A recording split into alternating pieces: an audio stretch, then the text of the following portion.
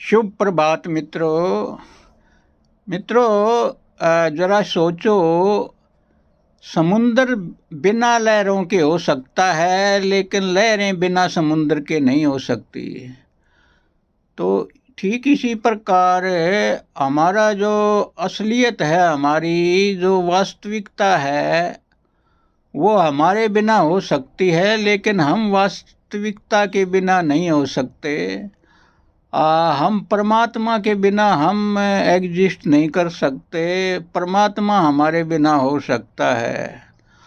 तो ये जो लहर रूप और सागर रूप को समझाने के लिए मैं एक विज्ञान का उदाहरण देता हूँ। आपने केमिस्ट्री में पढ़ा होगा कि जैसे ऑर्गेनिक केमिस्ट्री है, एक कार्बन का जो एसेंस है वो बड़ा व्यापक है। कार्बन को आप ऐसा समझो कि वो समुंदर है, और कार्बन की जो एलोट्रॉफी फॉर्म है वो उसकी लहरें हैं। जैसे एक ही कार्बन है, हीरा भी उसी कार्बन का रूप है, और चारकोल भी उसी कार्बन का रूप है, और उसमें कितनी एलोट्रॉफी फॉर्म बन जाती हैं, सैकड़ों।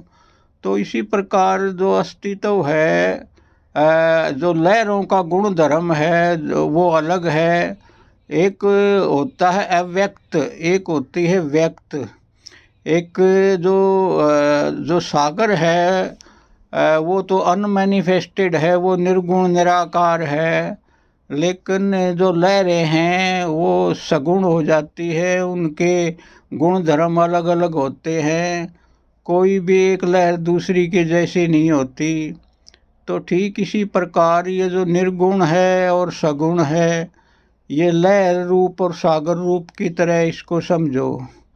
और ऐसा समझ में आ जाता है, तब एक ही सागर की सब तरंगे हैं, तो सब तरंगों में विभिन्नता में एक ही देखो। Always see unity in diversity.